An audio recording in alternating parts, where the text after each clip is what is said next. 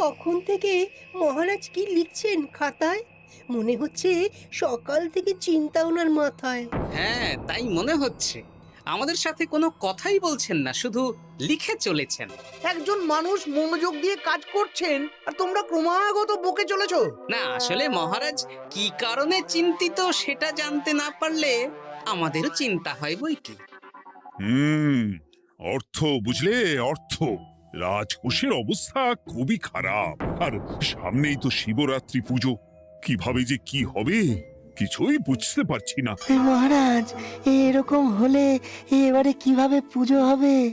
শিবরাত্রির পুজোয় তো অনেক খরচ। এত লোকজন আসেন, তাদের জন্য ভোগের প্রসাদের ব্যবস্থা করা তো মুখের কথা নয়। এবার তোমাদের সবাইকে দায়িত্ব নিতে হবে। আমরা সবাই। কি দায়িত্ব মহারাজ? আমি গতকাল তোমাদের রানীমার সাথে এই ব্যাপারে কথা বলেছি। রানীমা কি বললেন মহারাজ? দেখো, তোমরা সব সভাসদেরা যদি মুক্ত হস্তে দান করো আর রাজকোষ থেকেও যতটা সম্ভব অর্থ সাহায্য দিয়ে এবারে পুজো এবং ভোগের আয়োজন তাহলে সুসম্পন্ন করা যাবে। দানের চেয়ে বড় পুণ্যকর্ম আর কি আছে? যে সভাসদ সবচেয়ে বেশি দান করবে তাকে পরে কিছু অর্থ সাম্মানিক হিসেবে দেওয়া হবে। আচ্ছা মহারাজ। তাহলে আজ রাজসভার আলোচনা এইটুকুই রইল, বাকি কথা পরে হবে। বলি গিন্নি, আমি খুব সমস্যার মধ্যে আছি বুঝলে। হ্যাঁ, তোমার তো অর্থের টান ধরলেই আমার কথা মনে পড়ে গো। কি করে বুঝলে? বাবা, বুঝবো না? এতদিন ধরে তোমার সাথে সংসার করছি, তাও বুঝবো না? আমি কি আজকাল আর তোমার কাছে চাই বলো? আমার মা আমার নাম রেখেছিল পার্বতী, আর বলেছিল দেখিস তুই ভগবান শিবের মতন বর পাবি। তোমাকে পেয়েছি, কিন্তু সাথে পেয়েছি অভাব। হ্যাঁ, সে যতই অভাব হোক, মন্ত্রী মশাইয়ের মতো স্বভাব তো নষ্ট করিনি গিন্নি। সেই জন্যেই তো তোমার সংসারে পড়ে আছি গো, নইলে কবে এই চাল চুলোহীন সংসার ছেড়ে চলে যেতুম। হ্যাঁ, বলছি শোনো না, এই কিছু মোহরের খুব দরকার। এবার মন্দিরে শিবরাত্রির পুজো হবে, কিন্তু মহারাজ তেমন খরচ করতে পারবেন না। তাই তাই কি? তাই আমাদের সব সভাসদদের বলেছেন দান করবার জন্য। এই দেখো, আমার যা গয়নাগাটি ছিল সবই তো বন্ধক রাখা আছে, নইলে বলতাম। আরে বাবা, সে তো জানি, কিন্তু আর কোনো উপায় নেই। কি বলি বলো তো? দেখি কি করা যায়। আরে বাবা রে বাবা, এত চিন্তা ভাবনা না করে বাবা মহাদেবের ওপর ভরসা রাখো গো, উনি কোনো একটা পথ দেখাবেন। দেখো, দেখা যাক গিন্নি, উনি এখন আমার আশা ভরসা।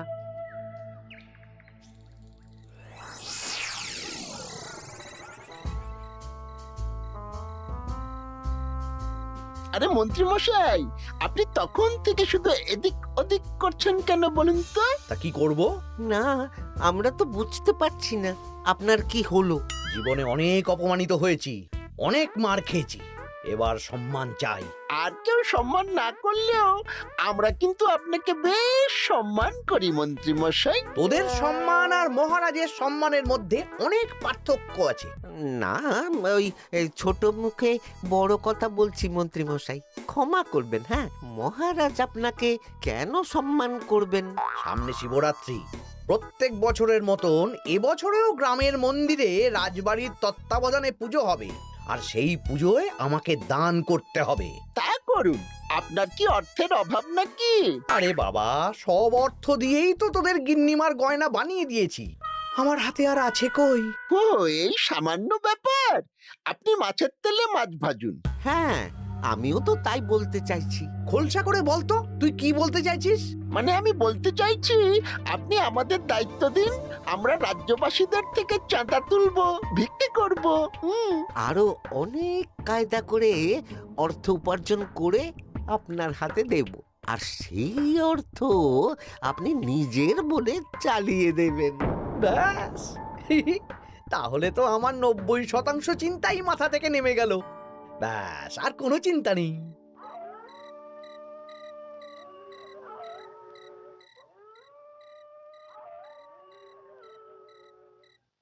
কি গো, এত রাত হয়ে গেল, এখনো ঘুমোচ্ছ না কেন বলো তো? হ্যাঁ, খুব চিন্তা হচ্ছে গো গিন্নি, এখনো বুঝে উঠতে পারিনি যে কি করে দান করব।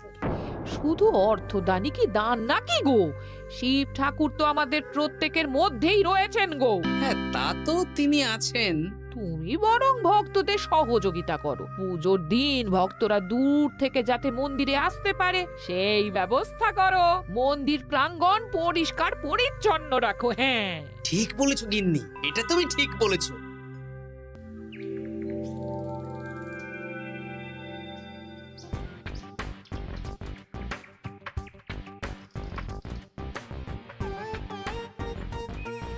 এই যে বাড়িতে কে আছেন?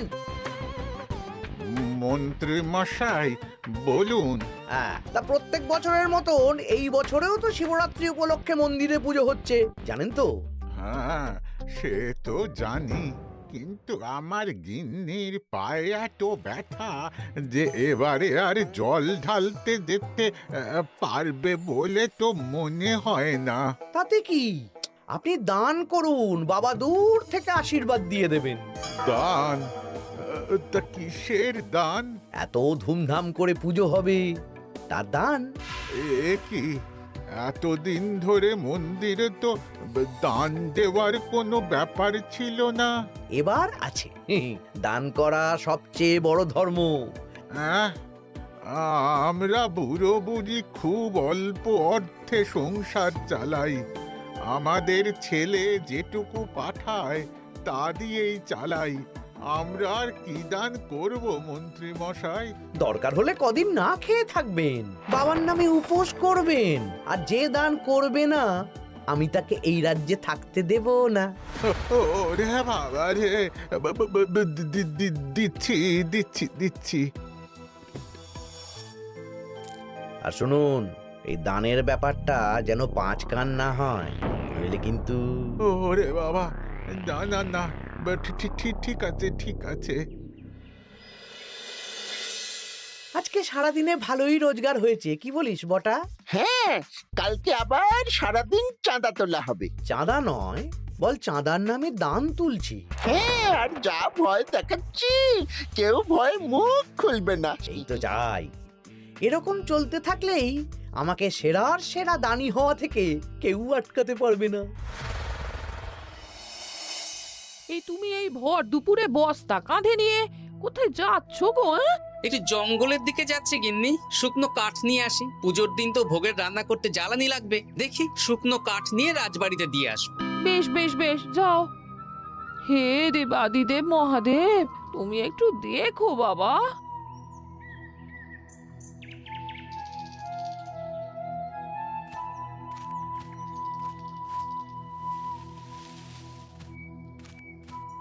আরে আরে, নগেন খুঁড়ো না, এই সময় কাঠ কুড়োচ্ছ কেন? কি আর করব গোপাল, কাঠ কুড়িয়ে নিয়ে যাচ্ছি, এবার এগুলো হাটে বেচবো। সে কি গো, তোমার ছেলে তো শহরে চাকরি করে বলেছিলে, এ মাসে সে অর্থ পাঠায়নি? সে তো পাঠিয়েছিল বাবা, কিন্তু আর ভাগ্যের পরিহাস, কি বলবো বলো। কি হয়েছে, কোনো সমস্যা নাকি? না না না, সমস্যার কথা জানানো যাবে না, জানালেই আমাদের বিপদ। আরে কি হলো, চুপ কেন? কি গো খুড়ো, কিছু বলো। কাউকে বলবে না তো বাবা? না না, বলো না, আমি কাউকে বলবো না, আমাকে বিশ্বাস করতে পারো। আসলে আজকে সকালে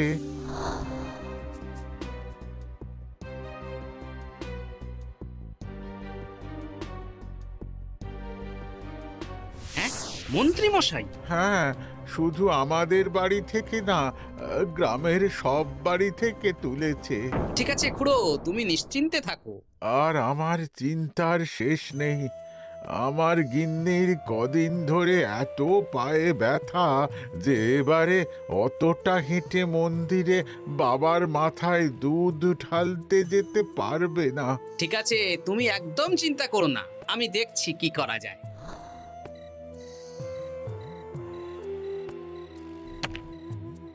প্রহরী, এটা ভাড়ার ঘরে রেখে দিয়ে এসো। বলো গোপাল দিয়েছে, ভোগ রান্নার সময় জ্বালানি লাগবে তো, তাই এই কাঠ দিয়ে গেলাম। আচ্ছা গোপাল দাদা।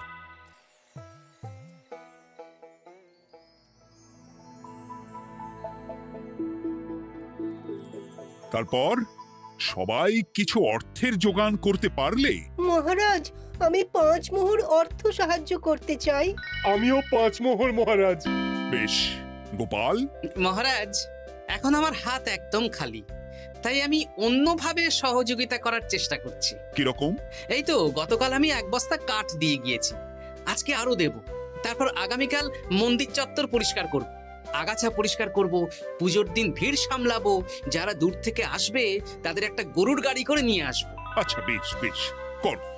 মন্ত্রী, মহারাজ, এই নিন। এতে 200 মোহর আছে, আমি আরো দান করব। আপনি কোনো চিন্তা করবেন না মহারাজ। বাহ বাহ বাহ বাহ বাহ, এ তো বিশাল ব্যাপার।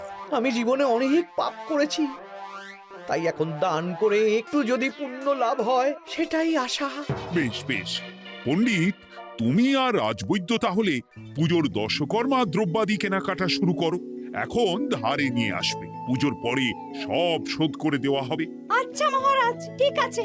তাহলে আজকে আমি আর পণ্ডিত মশাই দুজনে বাজারের দিকে যাব আর সব দশকর্মার দ্রব্যাদি কিনে নিয়ে আসব। হ্যাঁ হ্যাঁ, তাই কর।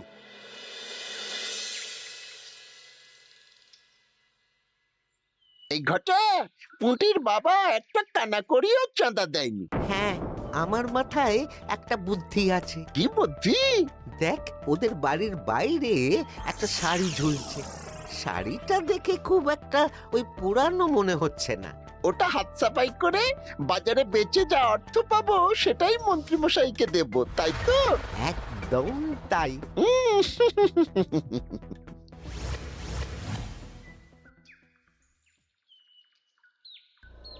হাই পুটি, দেখ তোদের বাড়ি থেকে বটা ঘটা কাকা শাড়ি চুরি করছে। হ্যাঁ, তাই তো। ন্যাপলা, ওরে বাবা রে, মরে গেলাম রে, ওরে মরে গেলাম। পালাও পালাও পালাও, ওরে বাবা। এই কি হয়েছে রে? চিৎকার করছিস কেন? আর বটা ওভাবে পালালো কেন? এই বটা ঘটা কাকা ওই পুটির মায়ের শাড়ি চুরি করে পালাচ্ছিল, আমরা ধরে ফেলেছি। সাব্বাস, এই তো চাই। তার মানে মন্ত্রী মশাই এখন দান করার জন্য চুরিও করাচ্ছে। বাহ! কি ভাবছো গোপাল দাদা? না, কিছু না। আচ্ছা পুটির বাবা, তোমাদের বাড়ি মন্ত্রী মশাই চাঁদা তুলতে আসেননি? এসেছিলেন তো, কিন্তু আমি বলে দিয়েছি আমি পারবো না।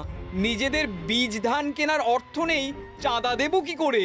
আচ্ছা, এই ব্যাপার, এবার বুঝতে পেরেছি।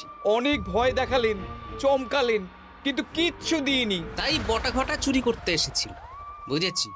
বেশ, এই সাবধানে থেকো। কিভাবে যে সংসার চালাবো? শোনো পুটির বাবা, তুমি এক কাজ করো। বলো। জঙ্গলে অনেক ধুত্র গাছ, আকন্দ গাছ আছে। তুমি পুজোর দিন সকাল থেকে মন্দিরের কাছে একটা ফুল মালা বেলপাতার দোকান দাও। এটা ভালো বুদ্ধি দিয়েছো।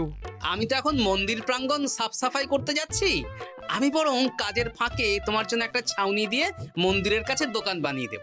তাহলে তো খুবই ভালো হয়। এই পুটি, তোরাও আমার সাথে চল, হাতে হাতে সাহায্য করবি। চল চল চল। চলো গোপাল দাদু।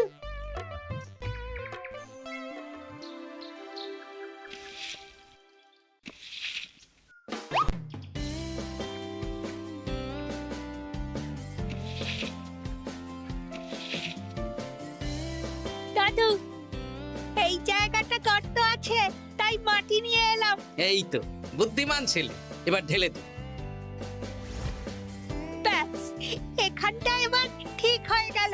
দেখি এবার মন্দিরের পিছনের দিকটা একটু পরিষ্কার করে দিই।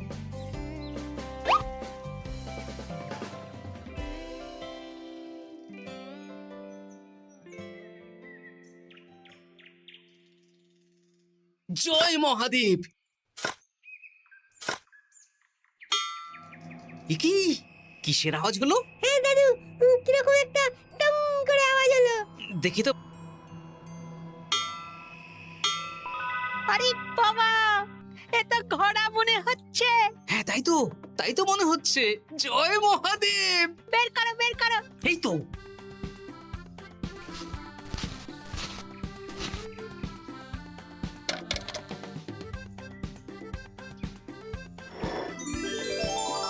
ও দাদু, এ তো সোনার মোহর। জয় মহাদেব। তুমি সত্যি আছো প্রভু, তুমি সত্যি আছো। একই দাদু, তুমি কাঁদছো কেন? সবই মহাদেবের কৃপা। মহারাজ বলেছিলেন দান করতে, মহাদেব নিজেই নিজের পুজোর ব্যবস্থা করে নিলেন রে। হ্যাঁ, তাই তো দেখছি দাদু। তবে শোন, এই কথাটা কাউকে বলিস না। আচ্ছা গোপাল দাদু, আমরা কাউকে বলবো না। হ্যাঁ।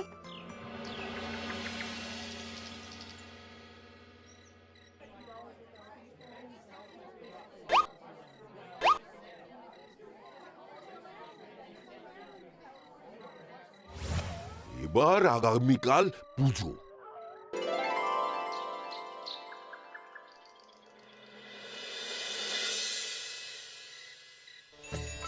জয় শিব শম্ভু, হর হর মহাদেব। হে প্রভু, হে মহাদেব, জগতের কল্যাণ করো ভোলানাথ। জয় শিব শম্ভু। জয় জয় শিব শম্ভু, জয় শিব শম্ভু। বাবা দেখো বাবা, বাহ বাহ বাহ বাহ, এই তো সব ভালোই হচ্ছে। ভালো তো হবেই মহারাজ, আমি যা দান করেছি পুজো পাঠ এবারে ধুমধাম করে হবে। দান করে অত অহংকার করতে নেই মন্ত্রী। এক হাতে দান করলে আরেক হাতকে জানাতে নেই, বুঝলে? বুঝেছি মহারাজ।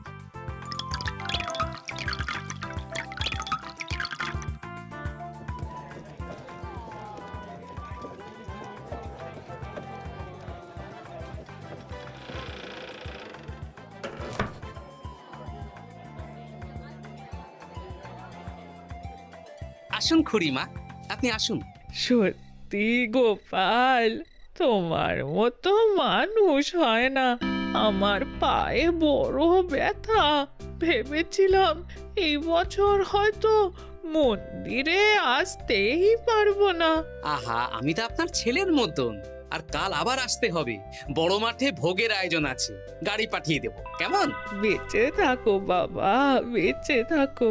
দেখো দেখো গোপালকে দেখো, ও হয়তো অর্থ সাহায্য করেনি, কিন্তু অন্যভাবে কত সাহায্য করছে। এই মন্দির প্রাঙ্গণ থেকে সব আগাছা পরিষ্কার করেছে। মহারাজ, আপনার সাথে কিছু কথা আছে। কি কথা? এখানে বলা যাবে না, যা বলবো আড়ালে। আচ্ছা চল।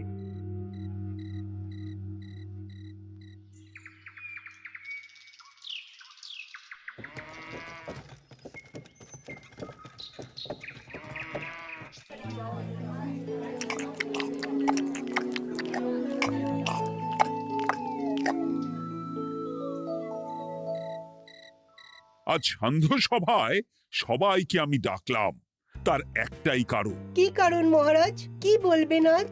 গতকাল শিবরাত্রির পুজো আর আজ বেলার পুজোর ভোগ গ্রহণ পর্ব বেশ ভালোভাবেই সুসম্পন্ন হলো। এতে আমি খুব খুশি ও শান্তি পেয়েছি। তাই মহারাজ আমাকে সম্মান প্রদান করবেন, তাই তো? আমার মনে হয় আমি সবচেয়ে বেশি দান করেছি। না, তুমি তো কোনো নিঃস্বার্থ দানই করনি। মানে আমি যে কত মোহর দিলাম। ওগুলো তো লোকজনকে ভয় দেখিয়ে দানের নামে চাঁদা তুলে দিয়েছো। সেরেছে, সব জেনে গেছেন। হ্যাঁ, সেই জন্য সম্মান নয়, তোমাকে শাস্তি দেওয়া হবে। ওরে বাবা রে, ভুল হয়ে গেছে, ভুল হয়ে গেছে। ক্ষমা করুন মহারাজ, ক্ষমা করুন। এসব ক্ষমার অযোগ্য ভুল। যাই হোক, মহাদেবের কৃপায় মহাদেবের পুজো হয়েছে। তুমি যে অর্থ লোকজনের কাছ থেকে তুলেছিলে সেটা লোকজনের মধ্যেই বিলিয়ে দেওয়া হবে। তাহলে পুজোয় যা খরচ হলো তার বকেয়া কিভাবে মেটাবেন? সেটার ব্যবস্থা তো স্বয়ং মহাদেব করেছেন মন্ত্রী মশাই। হ্যাঁ, মহাদেব কিভাবে? আমি একদিন বিকেল বেলা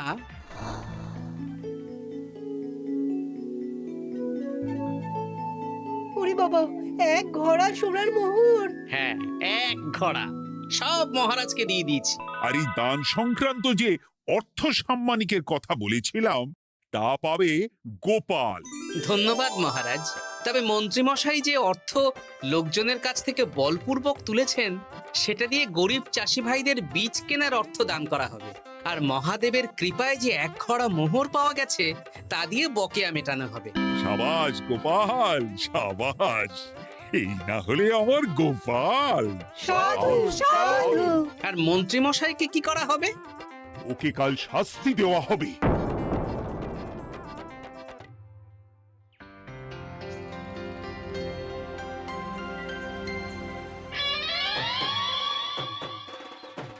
ও মহাদেব, ও শিব ঠাকুর, আমাকে ক্ষমা করে দিন, ক্ষমা করে দিন আমাকে।